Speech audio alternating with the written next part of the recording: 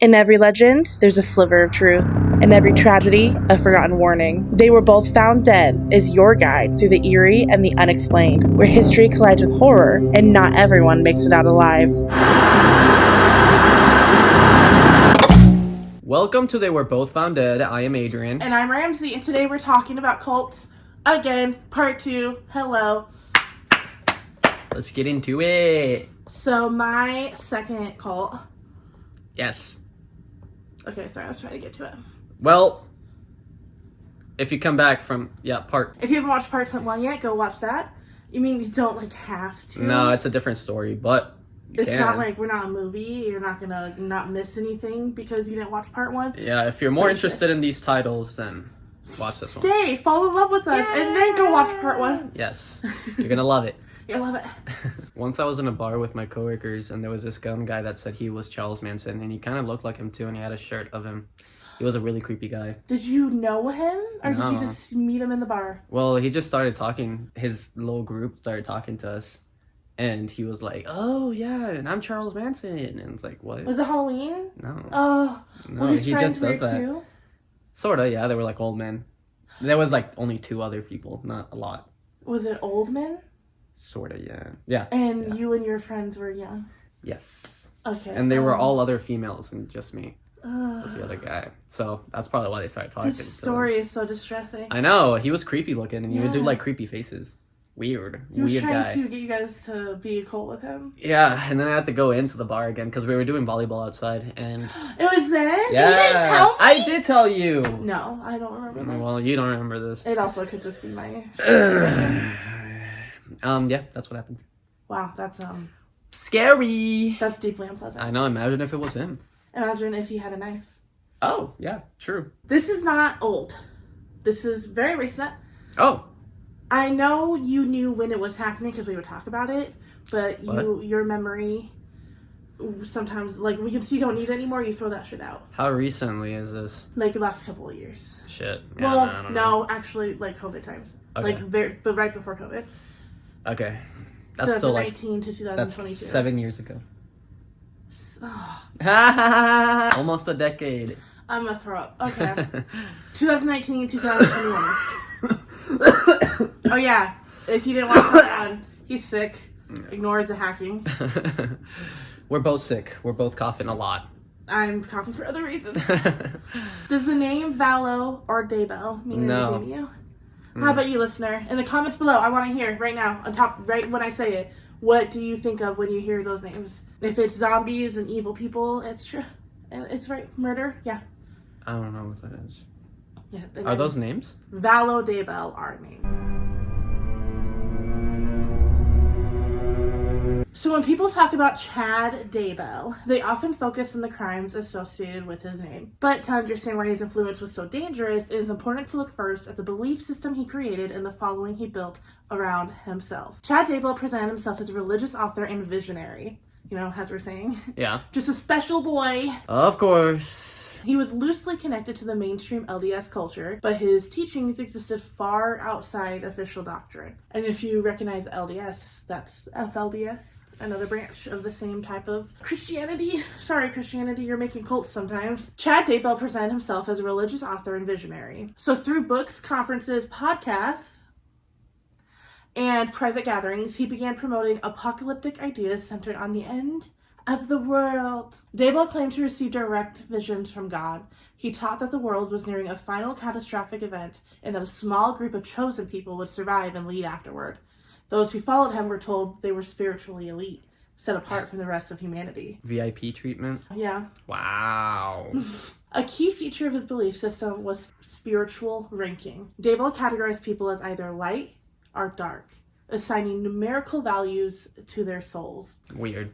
This framework allowed him to label individuals as dangerous, corrupted, or beyond saving, not because of their actions, but because of his own supposed revelations. This kind of belief structure creates an extreme power imbalance. When one person claims sole authority to decide who is righteous and who is condemned, followers become dependent on that person for moral direction and spiritual safety. Daybell's teachings also included the idea of multiple probations, meaning souls could live more than one earthly life and that some souls were already evil before birth. This removed empathy and accountability. If someone was labeled dark, their suffering could be justified as spiritually necessary. His followers were encouraged to distrust outsiders, including church members, law enforcement, and even family members who questioned the teachings. Information that contradicted Daybell's claims was dismissed as deception or spiritual attack. This isolation is a common feature of high control groups. It reinforces loyalty and makes dissent feel dangerous rather than reasonable. And most importantly, Chad Daybell did not present his ideas as optional interpretations. He framed them as divine truth. Questioning him was framed as questioning God. Obedience became a measure of faith, which is super dangerous. Yeah. Experts on cult dynamics often point out that apocalyptic belief systems are especially risky when combined with absolute authority. Basically what we were saying. We are experts. Oh. Fear of imminent destruction creates urgency. Urgency discourages critical thinking. And when followers believe time is running out, they are more likely to accept extreme directives. Chad Daybell's doomsday cult was not built on community or mutual support. It was built on hierarchy, fear, and unquestioned belief in one man's visions. That is why many experts and former followers classify his movement as a cult rather than a religious group. Well, yeah. Yeah, that's just the background on Chad Daybell and the shit he was fucking around and doing. Tammy Daybell was Chad Daybell's first wife. By all outward appearances, she lived a quiet life. She worked at a school, raised children, and supported Chad's writing career. To neighbors and coworkers, nothing about her life suggested imminent danger. But behind the scenes, things were changing. By 2019, Chad Daybell had become deeply immersed in his doomsday belief system. But he was spending increasing amounts of time away from home, traveling for conferences and communicating constantly with Vallow. Tammy, meanwhile, was described by those who knew her as increasingly confused and emotionally isolated. In the weeks leading up to her death, several alarming events occurred. She died? She died. She's no longer with us, R.I.P. Tammy. Wow. In early 2019, Tammy reported a drive-by shooting attempt. She told police that a masked man shot at her with what appeared to be a paintball gun while she was unloading groceries. The incident was strange and frightening, but it was not fully investigated at the time. Later evidence suggested the shooter may have been Alex Cox. He will come up again. Okay. Just days later, Chad told others that Tammy's health was failing. He claimed she was weak, coughing, and close to death. Oh. People who interacted with Tammy, including coworkers, disputed this. Oh. They said she seemed healthy, active, and normal. I mean, what does that matter, though? She got shot and died, right? No. Wait. She got shot at. She reported a drive-by shooting attempt. Oh. A masked man shot at her with what appeared to be a paintball gun while she unloaded groceries. Oh. So super weird. Yeah, that is weird. So yeah, so he's telling people that she seems super unhealthy. Okay. And she, is literally not. Imagine somebody saying that about you. That you're fucking super unhealthy. It's the audio.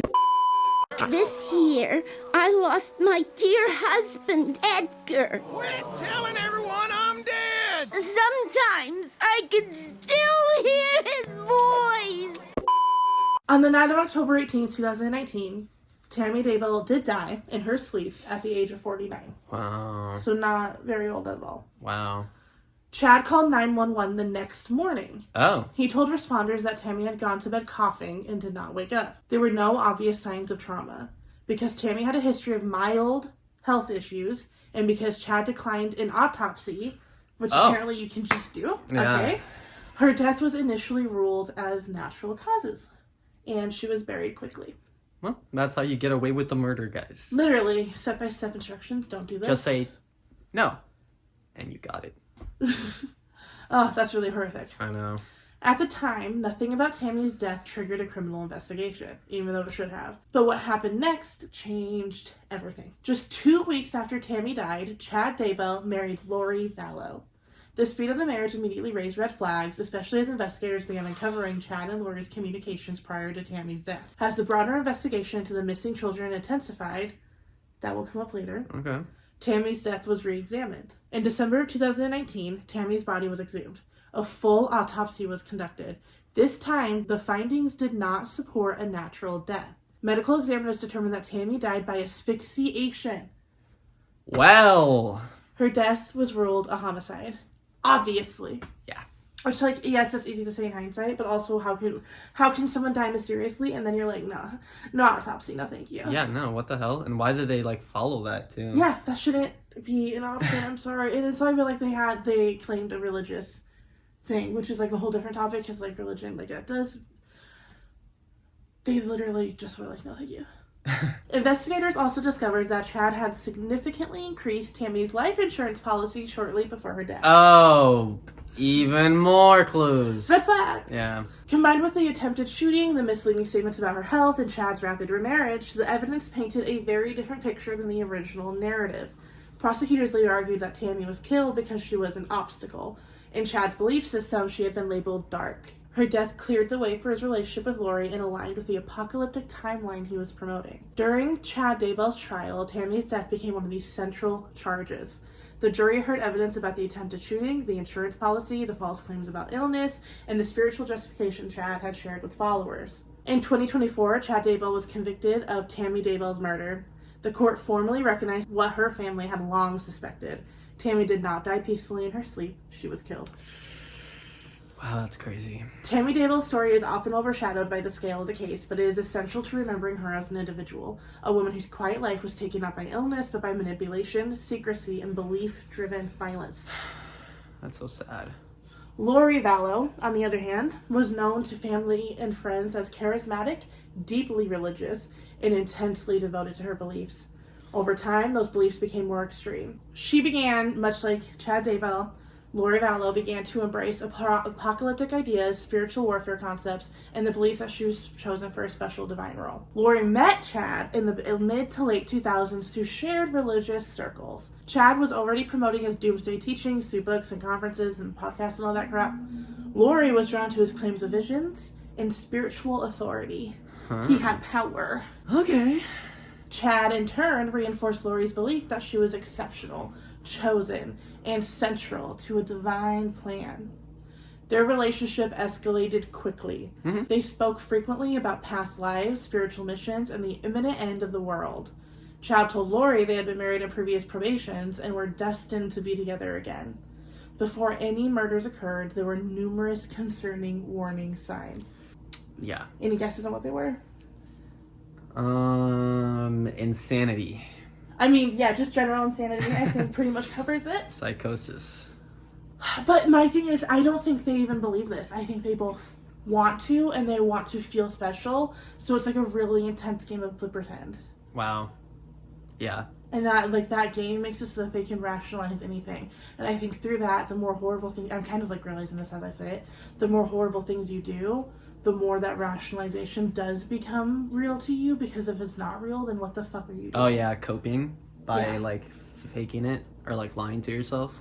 Yeah. Self-delusion. Yes. Well, when you hear out what they did, Oh, okay. Let's see. you're gonna see why they need that.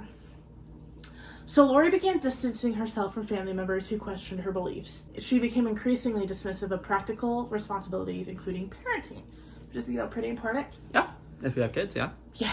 Friends noticed abrupt personality changes, sudden calmness during serious situations, and a fixation on spiritual rankings of people as light or dark. I don't like that. No, it's not good. Chad's system of labeling people as dark became especially dangerous. Individuals close to Lori, including family members, were described as spiritually corrupted or possessed. Once labeled this way, they were treated as obstacles rather than people. Financial motives also played a role. Life insurance policies, survivor benefits, and money tied to deaths became intertwined with their actions.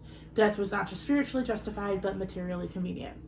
The murders unfolded over time, not all at once. Over time, Lori's brother, Alex Cox, who I mentioned earlier, Yes. became increasingly involved as an enforcer figure, carrying out violent acts on behalf of what was framed as divine instruction. The death of Charles Vallow is one of the earliest and most important warning signs in the entire case.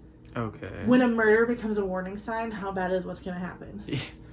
Yeah. Wait, now I'm worried. You should be. Charles Vallow was actually, you know what? Trigger warning, because like this does involve stuff with kids. Oh. Not right here, but eventually. Charles Vallow was Lori Vallow's fourth husband. By early 2019, their marriage was unraveling, not because of ordinary conflict, but because of Lori's increasing extreme beliefs. Charles told friends, family, and eventually police that Lori believed she was a divine being, chosen for a special mission, and that he had become possessed by an evil spirit. That's bad. Could you imagine, like, Hunter's, like your mom or Hunter's mom coming to you and being like, so Hunter's telling me you're evil and you're possessed, and I don't know what to do about that. And then you guys murder me? Unfortunately. Like, before the murder, if I knew Cody were telling people that, if he didn't get, like, hospitalized within, like, a month, I'd be like, no, you need to go. Yeah. Or even sooner if I'm not, like, if I don't feel safe. Yeah. That's crazy. I don't like that. I don't like this at all. Oh, well, that's out either. Let's see what it progresses to. So, understandably, Charles was deeply concerned. He feared for his safety and the safety of Lori's children, which does make it way harder because you can't, like, until you can really prove to the courts that she's a danger, she's going to be alone with your kids. Oh, shit. So in January of 2019, Charles went to police in Arizona asking for help. He told officers that Lori had threatened to kill him and had taken his phone, his truck, and emptied his bank account. He also warned that she believed he was no longer the real Charles, but a dark spirit inhabiting his body. Despite these reports, no immediate protective action was taken. Wow. When are you going to do something then? So on January 11th, 2019, Charles Vallow went to Lori's home in Chandler, Arizona. Lori was not there. Inside the house was Lori's brother, Alex Cox, and Lori's teenage daughter, Tylee Ryan. According to the account given to police, an argument occurred. Alex Cox claimed Charles became aggressive and attacked him with a baseball bat. Alex said he shot Charles in self-defense. Charles Vallow was shot twice in the chest and died at the scene. When police arrived, Alex Cox repeated his claim of self-defense. Tylee supported the story, saying she had tried to intervene by hitting Charles with a bat to protect Alex. At the time, investigators accepted the explanation. Alex Cox was not arrested, and the death was ruled a justifiable homicide. However, as later evidence emerged, that conclusion came under serious scrutiny. Yeah. First, the physical evidence raised questions. Charles was shot at close range. He was not armed. The trajectory of the bullets and the circumstances did not clearly align with the chaotic struggle as described. Second, Lori's behavior immediately after Charles' death was deeply concerning. Instead of grieving, she appeared calm and detached. She made plans quickly, assessed Charles' finances, and showed little interest in pursuing justice or accountability. Third, Charles had recently changed his life insurance policy. Lori was no longer the beneficiary. After his death, she repeatedly asked about the payout anyway, despite being legally removed from it. Wow.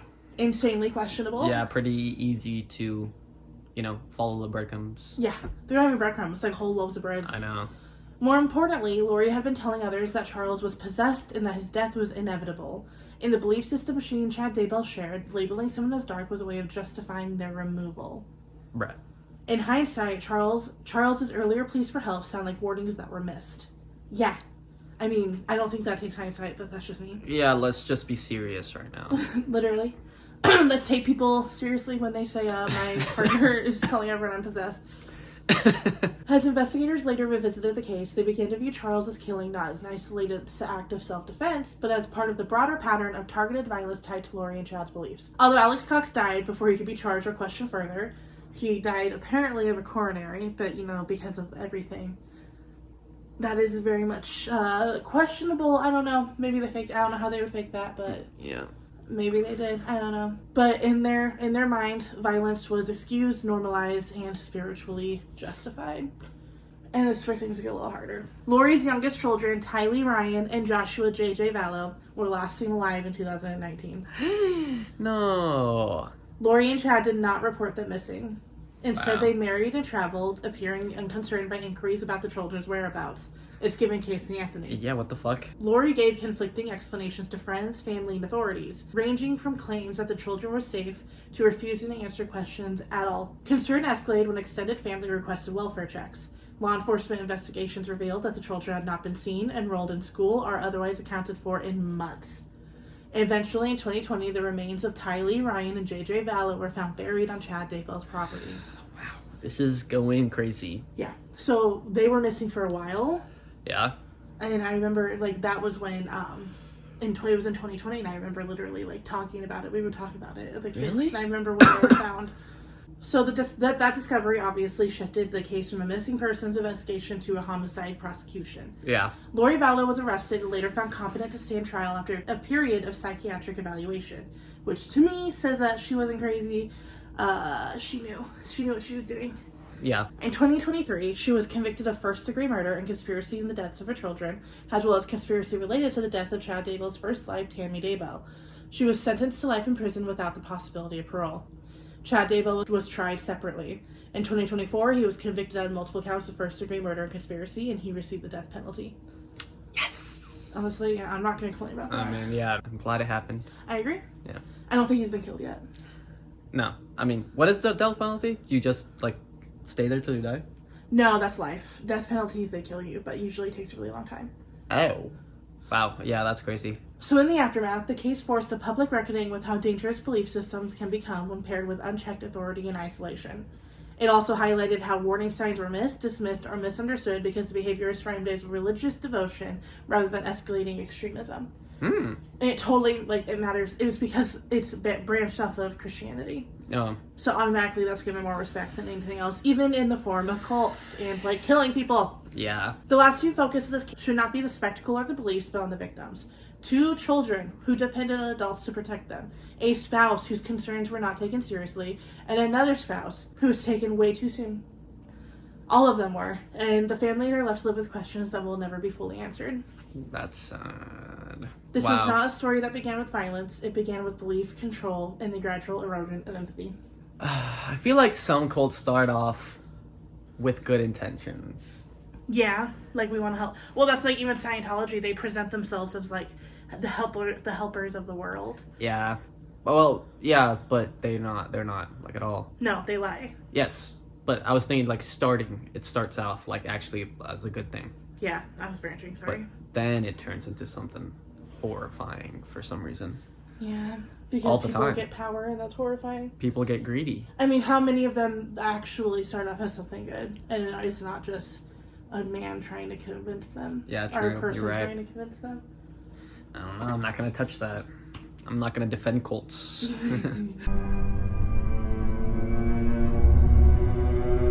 Mine is about the Solar Temple. It began in the late 1980s, founded by Joseph DiMambro and Luke Jarrett. The group blended New Age spirituality, Knights Templar mythology, and apocalyptic beliefs about spiritual transformation. The Knights Templar is fascinating. I don't know if you've ever done backstory on that, back reading, but holy shit, interesting. Damn, we should probably talk about it. Period. Members believed the earth was doomed. Pollution, moral decay, and corruption were signs that humanity had failed. But death, they were told, was not the end. It was a transition. Ooh, it's already starting really bad! The Solar Temple taught that loyal members would ascend to a higher plane of existence, traveling to the star Sirius. People afraid of death will love that. And where they would be reborn in purified form. Like many cults, it attracted professionals. Doctors, architects, business owners, people with money, people with influence, people looking for certainty. Yep. Members paid large sums to join. They attended secret rituals they were sworn to silence. Behind the scenes, DiMambro controlled nearly everything. He staged fake miracles using hidden technology, disembodied voices, glowing apparitions to convince followers that supernatural forces were real.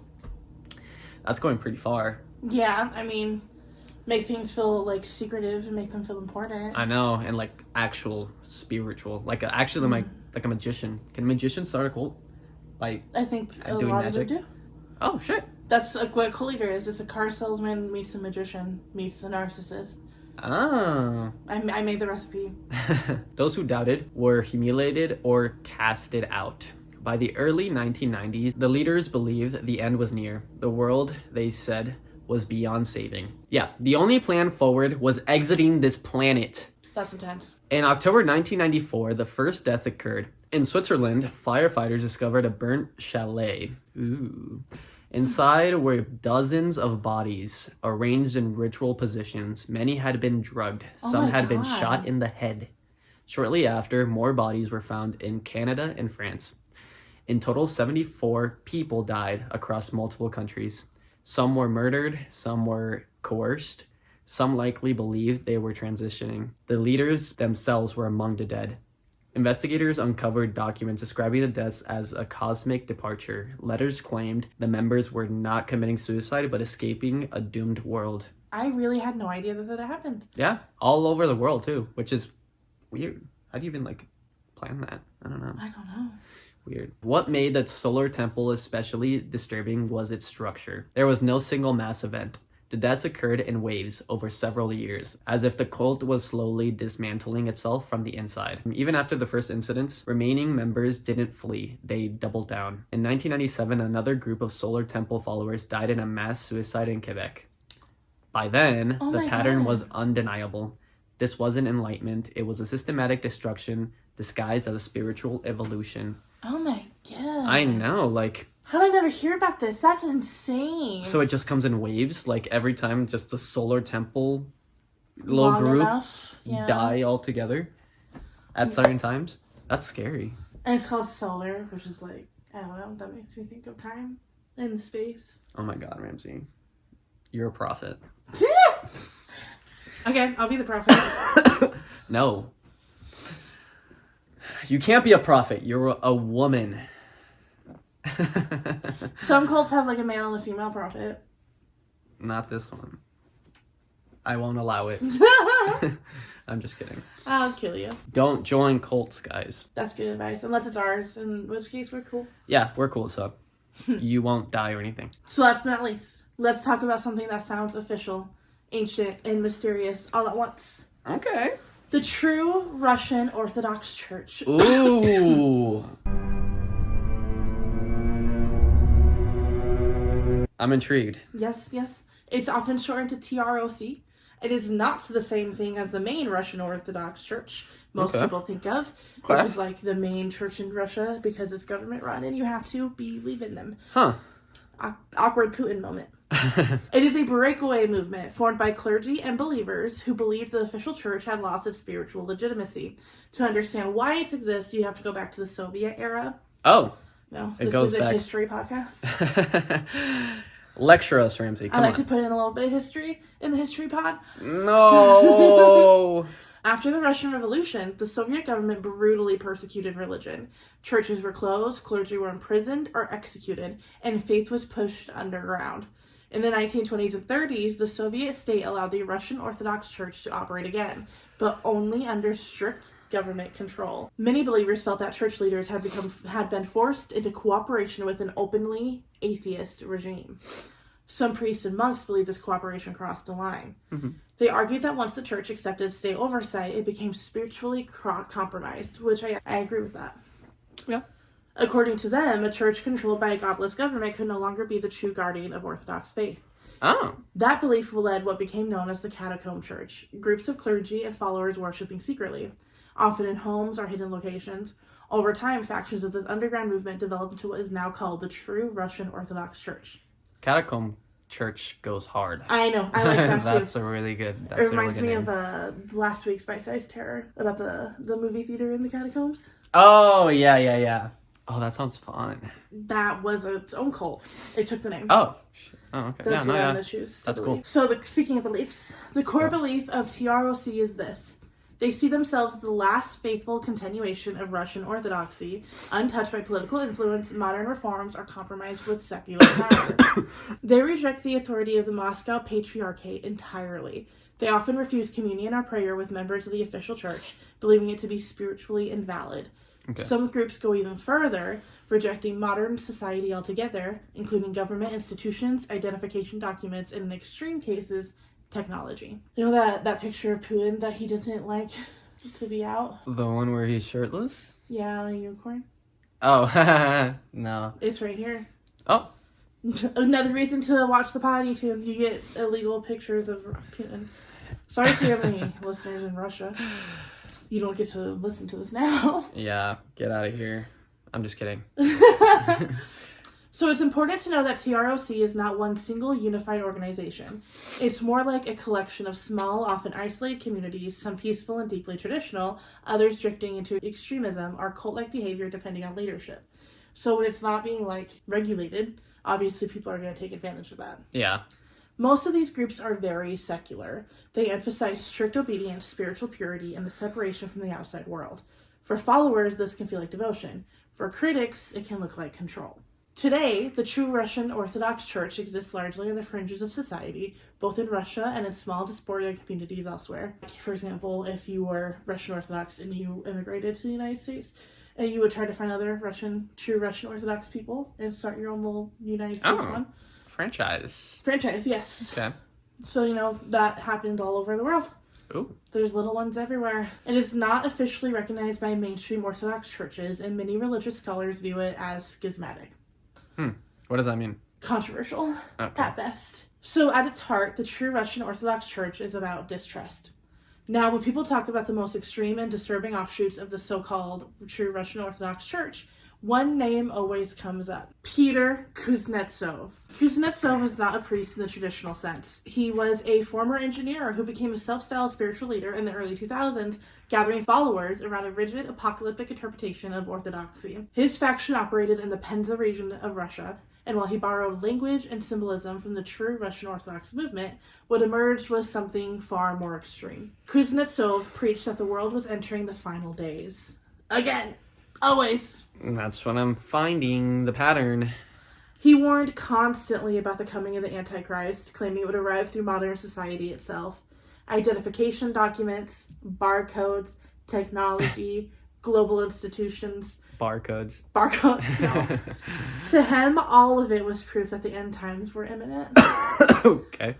I realized, have you ever actually been to Hobby Lobby? Yeah. You know why they don't have barcodes and you still have to type everything in? Oh. I don't know. No, I don't know. Because the owners of Hobby Lobby are psycho-cult religious, and they think barcodes are evil. Are you serious? Yeah, I'm dead serious. So You anyone might know, not know that. buildings, like elevators, don't have a 13th floor? I Like, believe that. because it's bad luck or something like that? Yeah. When we were at the hotel, there was no room 420 because they made the 20th room on every floor an electrical room, which is totally on purpose. Wow. I mean, that's what you get. Good design, but I know. fuck you. Did you I'm find all for it. 6'9"? No, they didn't go up that high. I also looked for 69. 6'7". Ew. Is that our first 6'7" on the pod? I think it is. That's gross. I don't And like not that only is it milestone. already late, but then this will be uploaded a long time from now. It's Like still pretty big right now. 8-9.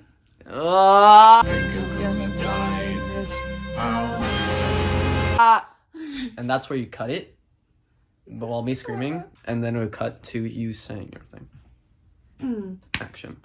So to him, all of those things, including the barcodes, were proof that the end of times were imminent.